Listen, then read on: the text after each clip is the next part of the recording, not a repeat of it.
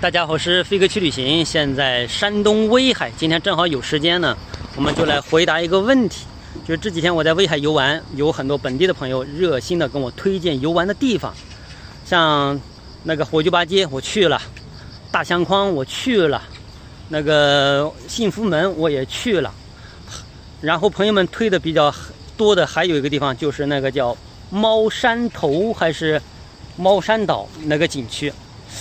他那个地方推荐的很多呢，但是我就是没想着去。我仔细研究了一下地图，查了一下交通攻略，我觉得那个地方呢我就放弃了，就不想去了。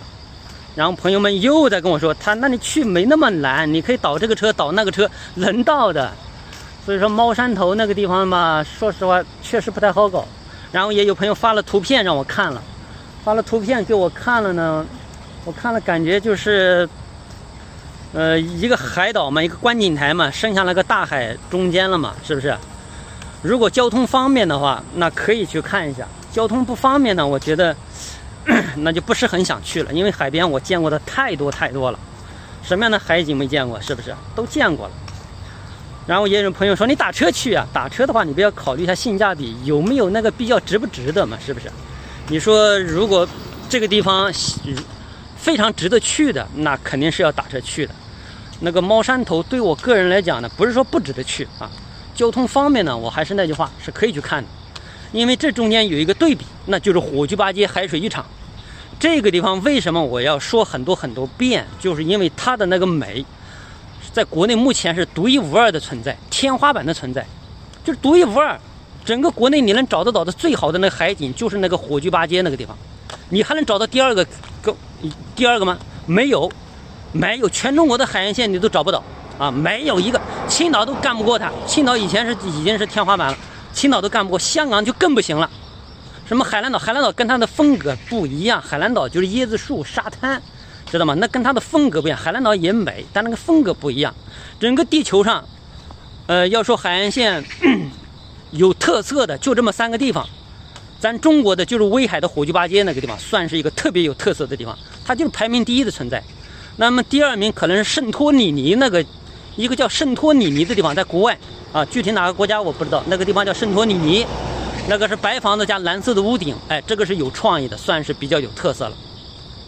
那么还有一个地方是啥呢？还有一个地方就是法国的圣米歇尔山。那个圣米歇尔山呢，我是10几年前就看过那个纪录片啊，不是纪录片，就看过那个视频和图片了，我有点印象。所以说这全世界让说海边的话，就这3个地方我有印象啊，就是印象特别深刻，知道吧？就是因为很多年前呢，我就是看到过视频或者照片了。我要去个什么地方，首先得就是那个地方我有没有听说过，或者我有没有看过照片，看过那个视频，是不是？你要说看过视频和照片，这个你时间越长，你就会越想着去看那个地方。那么威海的火炬坝街就是至少是15年前我就看到过那个照片和视频了，所以我就在想着这个地方到底在中国的什么地方。我找了这么多年，后来经过我的深思熟虑，应该就是在威海啊，所以我精确定位了，它是在威海。我这次就来到了威海。我当时来到威海，我也不知道它叫什么名字，不知道在哪，我就拍视频的说嘛，然后本地人就跟我说了，那个地方叫火炬坝街，所以我才去了。这是为了完成我这10多年来的一个梦想，我终于找到了那个地方，明白了吧？所以说你说猫山头那地方好，你这才跟我说了才1、2天，是不是？那根本就没感觉，你知道吗？但是火炬坝街那个地方我是听说了，不是听说，是他那个照片我看到10几年了。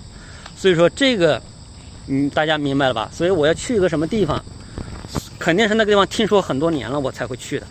就像黄山的迎客松，是不是从小就看到他那个画了个中堂，那个画挂在墙上，那个5岁的时候就见过那个迎客松的图画了，是不是？像华山西岳华山有一个特别经典的一个角度，那是上学的时候就看到了。所以说时间越长，我才会越想着去看。所以说猫山头呢，那相比较而言的话，那就没有什么太大的吸引力的地方了，那就不是很想去了啊。来威海一定要找到火炬坝街去看一下那个地方，这就算是足够了。那是全世界海景当中的天花板啊，它是排名第1的存在，在整个地球上都是排名第1的。排名第2的就是我刚才说的什么圣托里尼，什么法国圣米歇尔山，整个地球上就是3个海景啊，我印象最为深刻。知道吧？